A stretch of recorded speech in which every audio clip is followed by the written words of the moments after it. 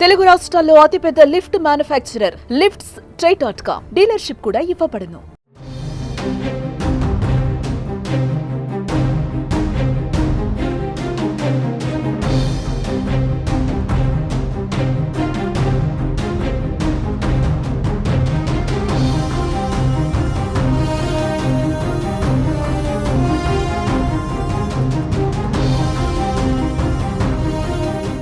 ఢిల్లీలో ఆప్ ఓటమితో కీలక పరిణామాలు చోటు చేసుకుంటున్నాయి. ఢిల్లీ సచివాలయ ఉద్యోగులకు లెఫ్టినెంట్ గవర్నర్ నుంచి స్పష్టమైన ఆదేశాలు వచ్చాయి.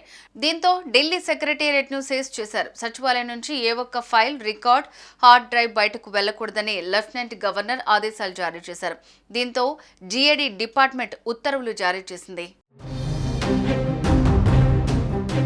సచివాలయం నుంచి ఒక్క ఫైల్ కూడా బయటకు వెళ్లకూడదంటూ సచివాలయ అధికారులకు లెఫ్టినెంట్ గవర్నర్ వికే సక్సేనా ఆదేశాలు జారీ చేశారు. సచివాలయం నుంచి ఎలాంటి ఫైల్స్, హార్డ్ డ్రైవ్ బయటకు వెళ్లకూడదని స్పష్టమైన ఆదేశాలు జారీ చేశారు. ఢిల్లీ సెక్రటేరియట్ కాంప్లెక్స్ నుంచి ఎలాంటి ఫైల్స్, డాక్యుమెంట్స్, కంప్యూటర్ హార్డ్వేర్స్ బయటికి తీసుకెళ్లడానికి వీల్లేదు. ఒకవేళ అత్యవసరమైతే జనరల్ అడ్మినిస్ట్రేషన్ డిపార్ట్మెంట్ అనుమతి తీసుకోవాల్సి ఉంటుంది. ఈ విషయంలో సెక్రటేరియట్ కు చెందిన అన్ని విభాగాల అధిపతులు చర్యలు తీసుకోవాల్సిందిగా కోరుతున్నామని ఎల్జీ కార్యాలయం ఆదేశాల్లో పేర్కొంది.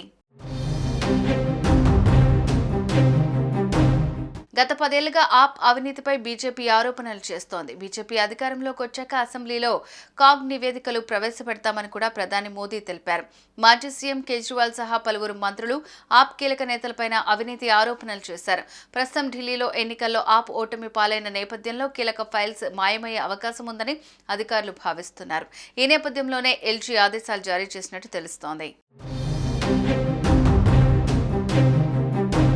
మరోవైపు ఢిల్లీ అసెంబ్లీపై 27 ఏళ్ల అనంతరం కాషాయ జెండా ఎగిరింది. ఆమ్ ఆద్మీ పార్టీ హ్యాట్రిక్ కల నెరవేరలేదు. బీజేపీ పైచేయి సాధించింది. అసెంబ్లీ ఎన్నికల్లో బీజేపీ విజయం సాధిస్తుందని మెజార్టీ ఎగ్జిట్ పోల్స్ అంచనాలు నిజమయ్యాయి. తాజా సమాచారం మేరకు 70 అసెంబ్లీ స్థానాలకు గాను 47 స్థానాల్లో బీజేపీ, 23 స్థానాల్లో ఆమ్ ఆద్మీ పార్టీ అభ్యర్థులు గెలిచారు.